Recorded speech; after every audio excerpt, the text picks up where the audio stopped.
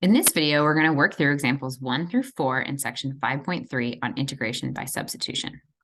So far in our class, we've learned about what an integral tells us, and we've learned the importance of finding antiderivatives to compute integrals.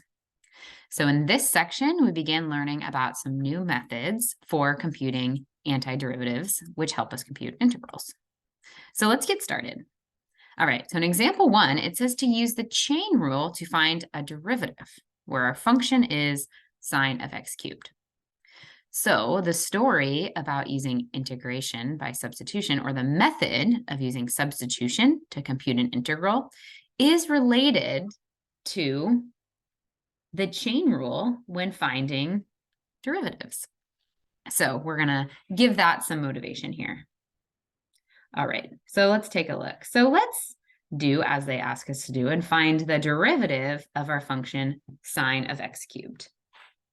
So to compute the derivative of x here, we have to use the chain rule because we have a composition of functions. We can think of this as a composition of the sine function, which inside we then have a new function x cubed, which we could call u. So often the notation is to write our function as sine of u, and then compute the derivative of sine, which would be cosine with respect to u, and then compute the derivative of u with respect to x.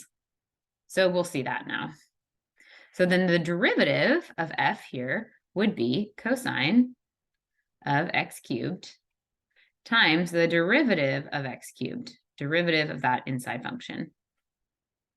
So that would be cosine of x cubed times 3x squared. Again, we need to use the chain rule because sine of x cubed is a composition function. We have a function that is x cubed inside our function sine. So we take care of the outside function first, then take care of the inside function by finding its derivative. Okay, so that tells us that the derivative of our function sine of x cubed is equal to cosine x cubed times 3x. So let's use some new vocabulary that we've learned about in Calc 2. So because this function is the derivative of this function, that means this function is the antiderivative of this function. So just to say, if here we go derivative, to go back is the antiderivative. So we can make that into some more concrete notation, and that's what's done in part B here. So in part B, we're asked to fill in the blank. So the integral of what, with respect to dx, is equal to sine of x cubed. So that means that sine of x cubed plus c is the general antiderivative for this function. What we just learned is that function would be cosine of x cubed times 3x squared. Again, this being an antiderivative of this function means that if we differentiate here, we get back to the integrand. Okay, so let's just take a pause to sit on that.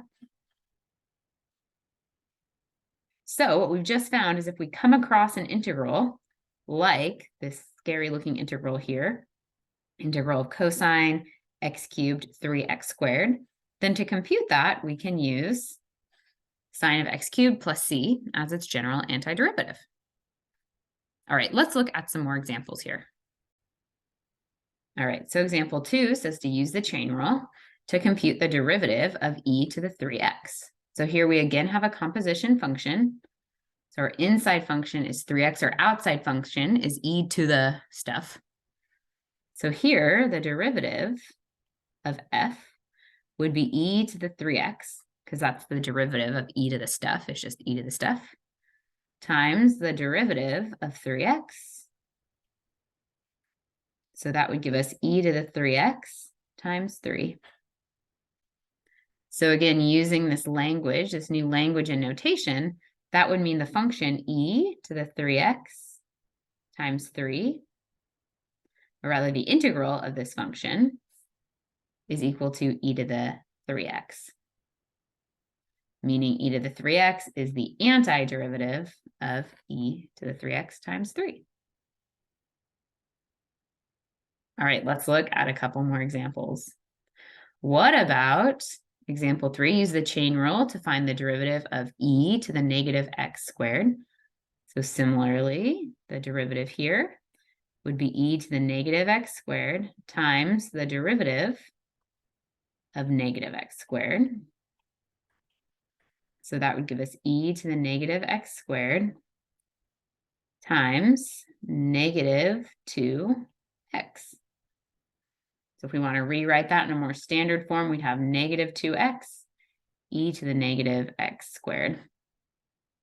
So that would mean this function that we just computed has an antiderivative of e to the negative x squared. So we could fill in negative 2x e to the negative x squared is equal to, or has an antiderivative of, e to the negative x squared. All right, let's look at one more example and then we'll talk about it some.